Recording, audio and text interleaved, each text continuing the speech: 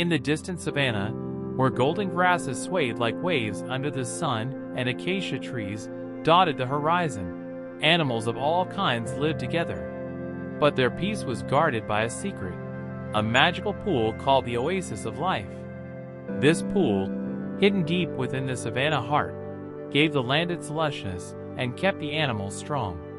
The oasis had been protected for centuries by a group of legendary animals known as the Forgotten Heroes: Kiba the lion, swift and brave; Nia the cheetah, clever and resourceful; Tycho the elephant, wise and strong; and Zuri the small but fearless meerkat.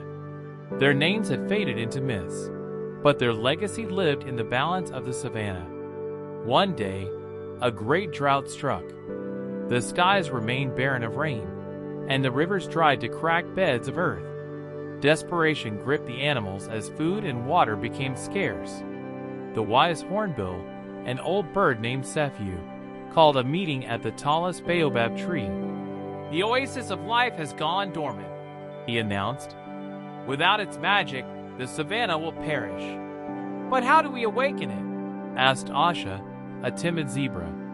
Sephu replied, "It is said that only those with the courage of the Forgotten Heroes can find the oasis and restore its power. We must send a group to follow their path." The animals were silent until 4 unlikely creatures stepped forward. "I'll go," said Jero, a young lion who had yet to earn his pride's respect. "Me too," said Lila, a cheetah who often tripped over her own paws. "I'll help," said Bo, a mischievous baby elephant who was more curious than wise.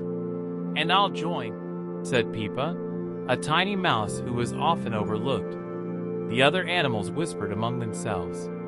"These are no heroes," they said, but Sephu smiled. "Heroes are not born, they are made."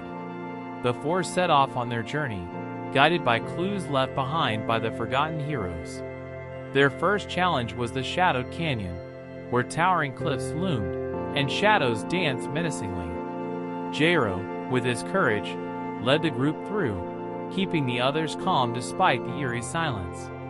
Next, they reached the Whistling Plains, where strong winds howled and threatened to blow them off course. Lila used her speed and determination to retrieve a map that the wind had snatched away, proving her worth. At the misty marsh, Bo's strength came in handy as he carried the group across the swampy ground, where the mud threatened to trap them. Finally, they arrived at the Cavern of Echoes, where the Oasis of Life lay hidden. But the pool was dry, and its glow had faded. Inscribed on the cavern wall was a riddle. Asterisk. "Only when the smallest rises, and the strongest kneels, when the fastest waits, and the bravest feels, shall the oasis awaken."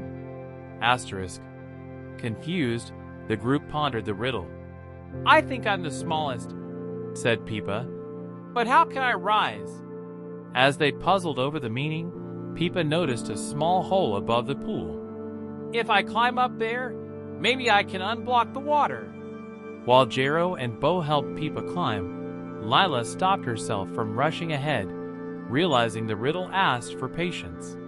Once Peepa reached the top, she found a stone lodged in the channel and pushed it loose. Water began to trickle, but the flow was weak. Jero, understanding the meaning of kneeling, lowered his head, showing humility. The ground beneath him rumbled, and the pool began to fill with shimmering water.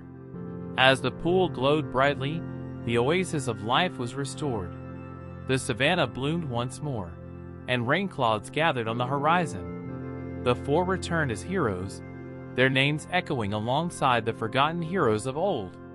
From that day, the animals learned that bravery, patience, strength, and cleverness, no matter how humble the source, could save even the greatest of lands. The end.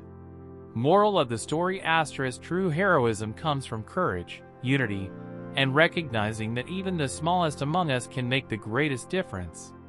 I hope you enjoyed the story.